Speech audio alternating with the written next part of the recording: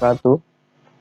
Yang terhormat Bapak Kepala Sekolah SMK Telkom Jakarta, yang terhormat para Dewan Guru yang insya Allah dirahmati oleh Allah, dan juga yang terhormat Bapak Awis selaku pengajar dan selaku pengawas dari ujian praktek grup saya,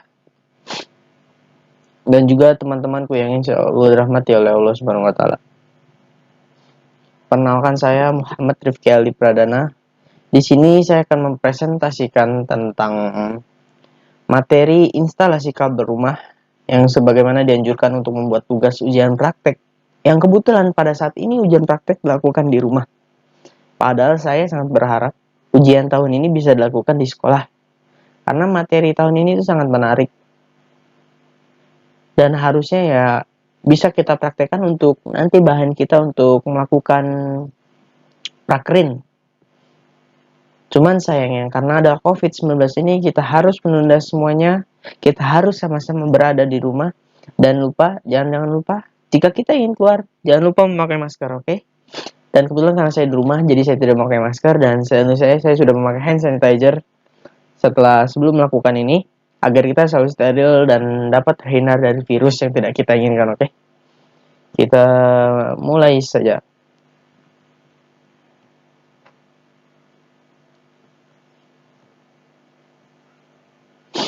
Ya, di sini saya menggunakan sedikit berbeda ya. Sini saya menggunakan aplikasi Focus-Key. Focus-Key sedikit berbeda dengan yang lain memang.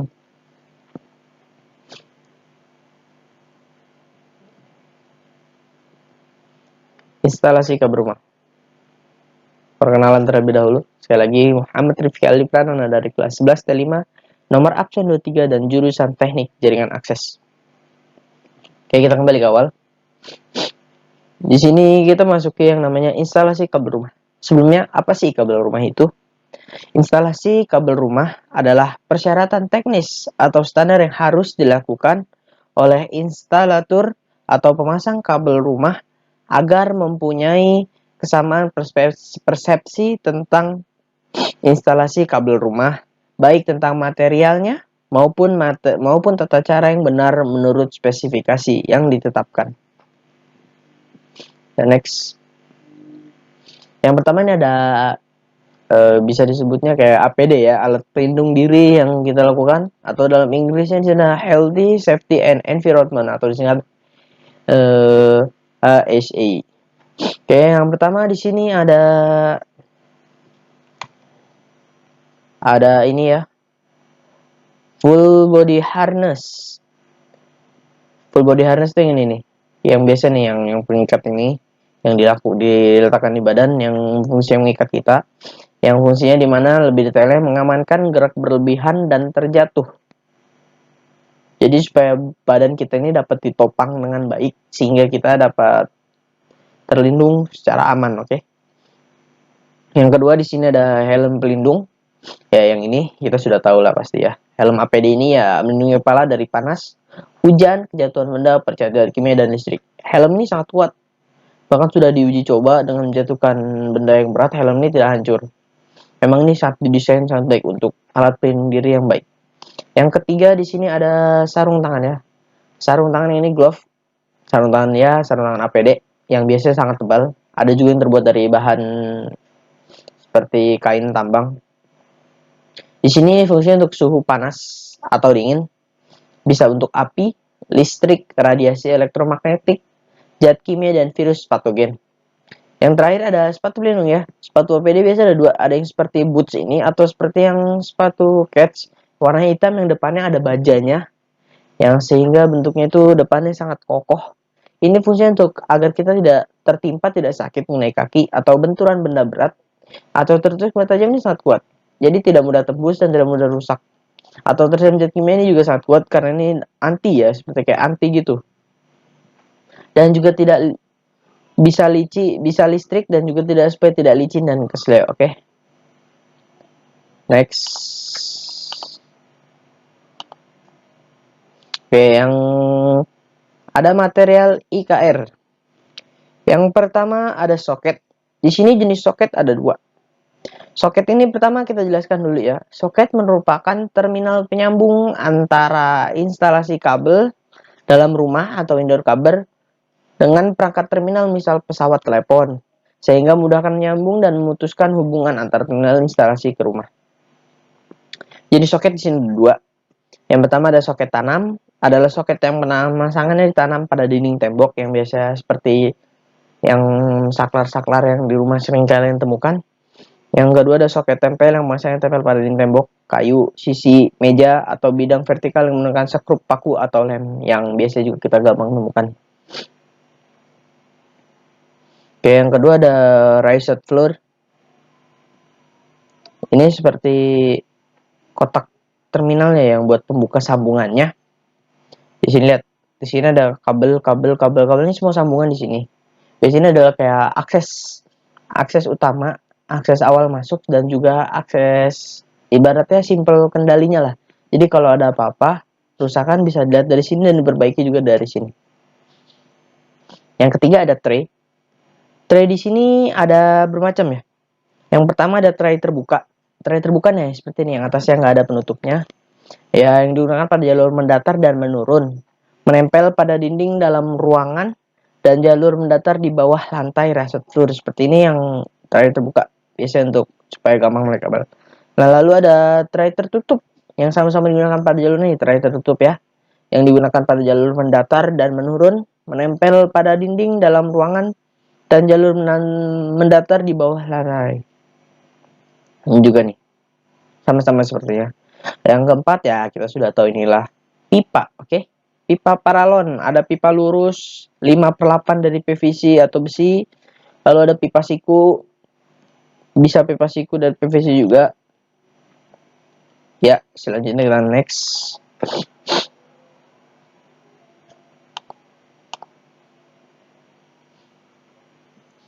Oke, tata cara instalasi IKR.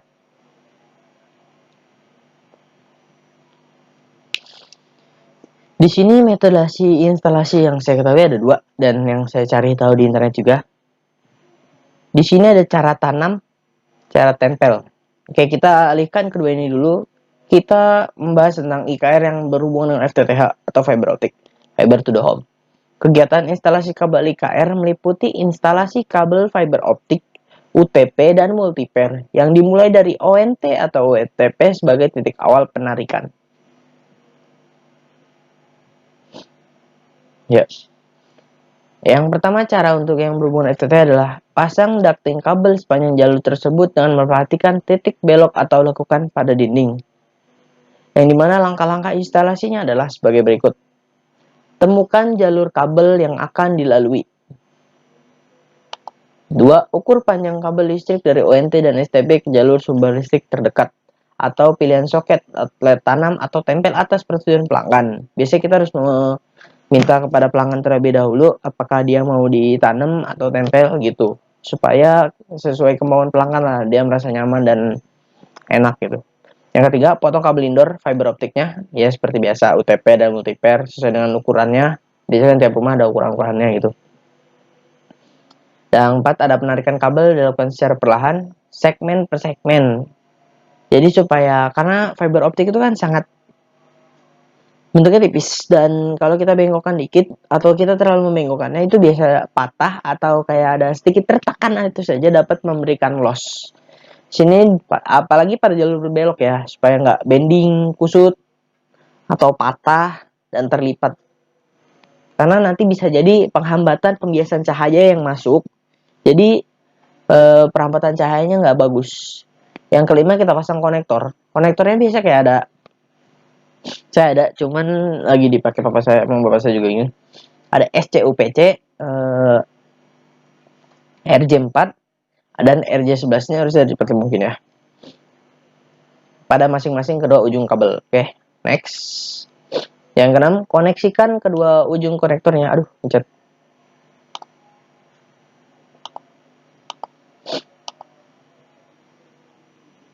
Ya.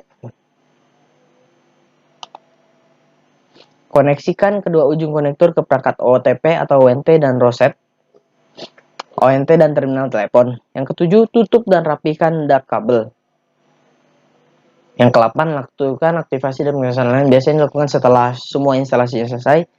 Kita akan kayak aktivasi perangkat, terus dites apakah berhasil atau tidak, apakah worth atau tidak. Lalu selanjutnya yang ke-9 di sini ada buat gambar layout penempatan perangkat pelanggan. Oke.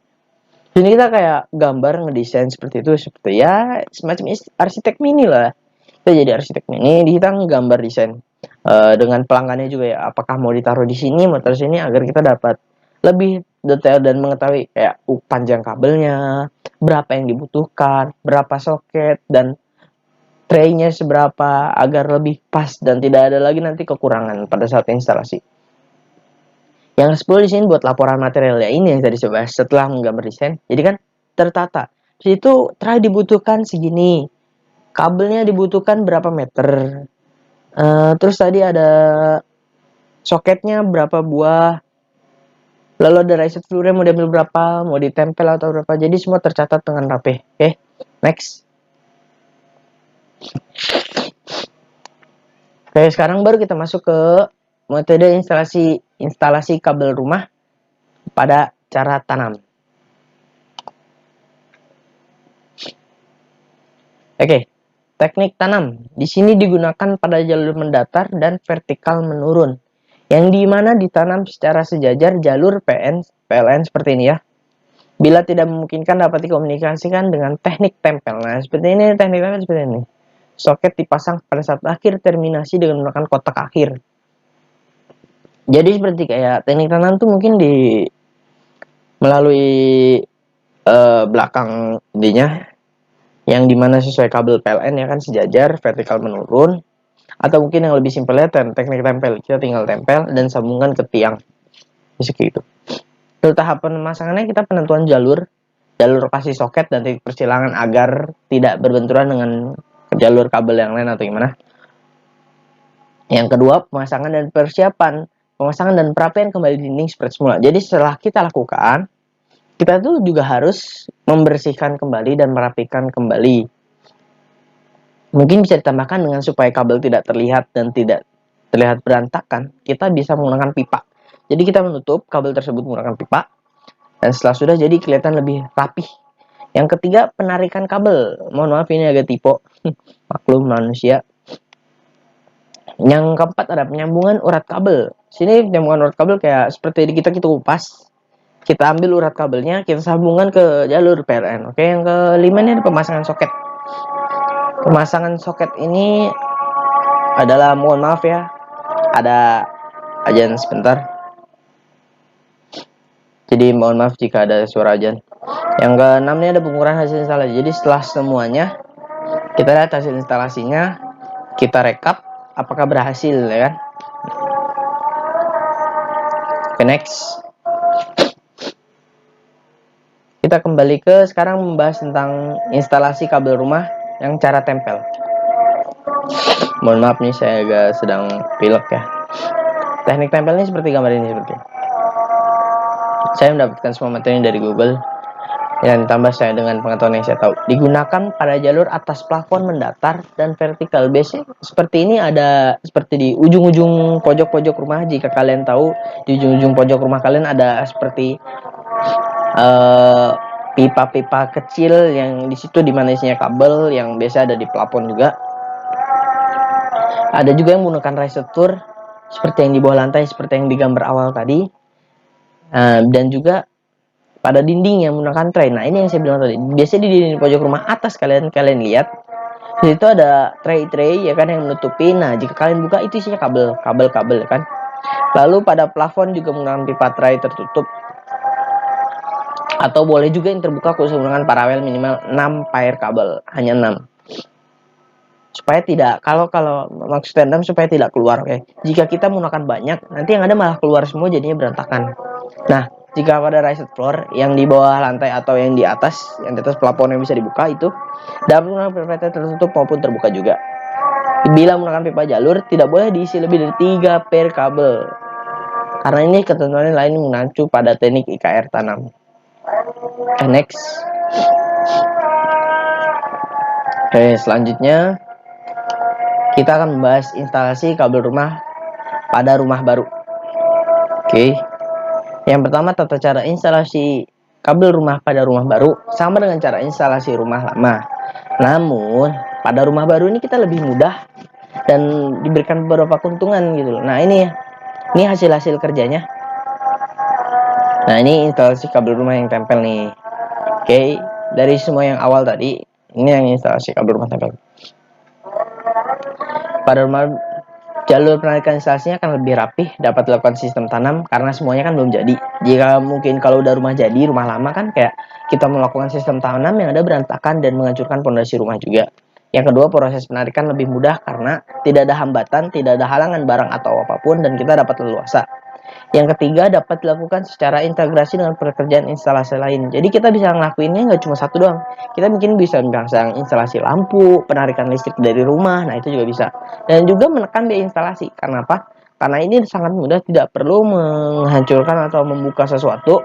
Jadi tinggal langsung pakai saja. Ya, mungkin itu tata cara instalasi kabel rumah baru. Oke, sudah selesai materi kita. Kembali ke awal instalasi kabel rumah. Menurut saya pribadi, kesulitan yang didapat dari sini mungkin pada saat kita melakukan instalasi adalah seperti ya yang tadi. Apabila kita memasang kabel tanam, kita harus membuka terlebih dahulu ya kan.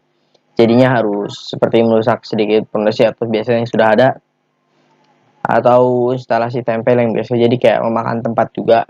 Ya biasanya kesulitan-kesulitan instalasi mungkin seperti yang alokasinya agak sulit dijangkau gitu, misal kayak di tempat-tempat yang susah gitu, atau mungkin dalam plafon, kita kan seperti masuk ke plafon gitu kan. Dan ya, demikian yang dapat saya sampaikan.